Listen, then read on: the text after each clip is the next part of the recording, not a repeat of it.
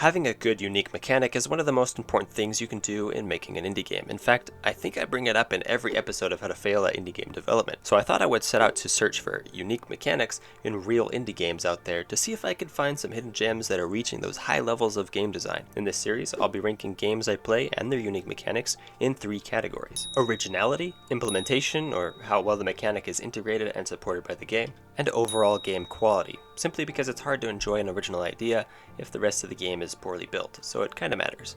I looked up some 2D platformers on itch.io and basically picked a few random games. The first is a game called Shadows Under the Bed. In this game, you play as a little girl who fell under her bed and sets out to return home with only her blanket to keep her company. The main unique mechanic is the ability to hide under the blanket to become undetectable by enemies. I give this mechanic an originality score of 4 out of 10 because the ability to hide from enemies is something that has definitely been done before. However, having it make so much sense in a creative way definitely gets at least a few points. I found most of the gameplay and level design made use of classic platformer mechanics such as keys and buttons to open doors and pushing blocks to help you move around, at least as long as you don't mess up.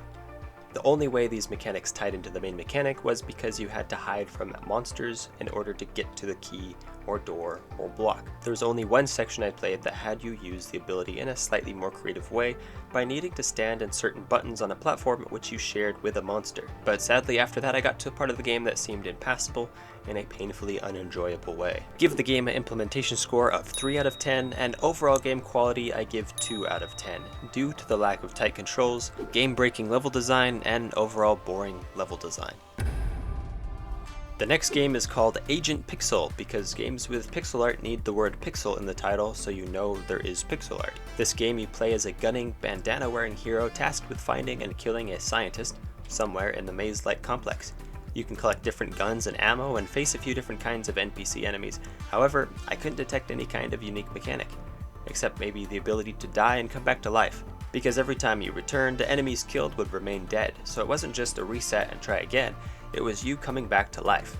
However, this seemed more like a bug than a feature, as it could be used to cheese an area. Just as long as you do a little bit of damage each life, eventually you will outlast everyone there. So uniqueness, I give it a score of 1 out of 10. Implementation therefore is also 1 out of 10, as there wasn't really a unique mechanic to implement. The only redeeming quality in the game was the art, sound, and level design. Navigating through the structure and using the doors and elevators was extremely satisfying.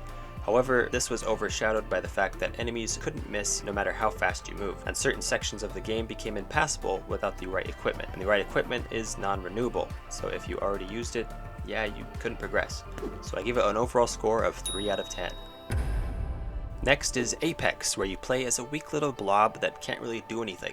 However, your species can evolve. As long as you've picked up some of the DNA strands that seem to just be floating around the world, you can evolve when you die. And depending on how you die, future generations will evolve with an adaptation to avoid dying in the same way. For originality, I give it a score of 2, as it is basically just a standard Metroidvania concept.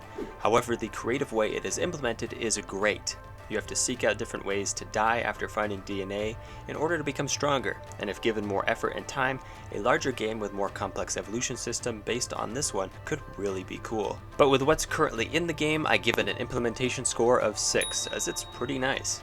Overall, the game's controls felt good, and the length was appropriate for the content provided. However, the world felt empty, and the final boss was overly simple and easy.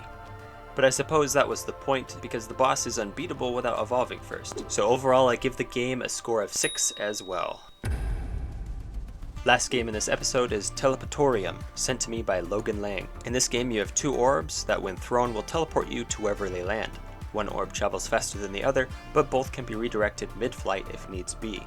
Teleporting is nothing special, but the addition of different speeds and redirecting adds a level of originality that gives this mechanic a score of 6 out of 10. Each level progressively teaches you something new about the mechanic and challenges you in a new way. Not only do you need to teleport to get to the end of each level, but depending on the level, you will be forced to make use of the different speeds and the redirecting quality of the orbs in order to win. Though there was one level that felt like it was more about reflexes than teleportation, otherwise implementation was great and gets a score of 8 out of 10. The small game felt just right in length and complexity, the art was simple but nice, and the controls were tight.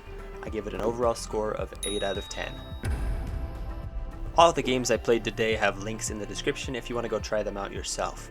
If you have any games you would like me to check out as I search for unique mechanics, please send them my way. Maybe I'll play them in the next episode. Whether they are your own creation or just a game that you think is awesome, I would love to check them out. Thanks for watching and have a beautiful day.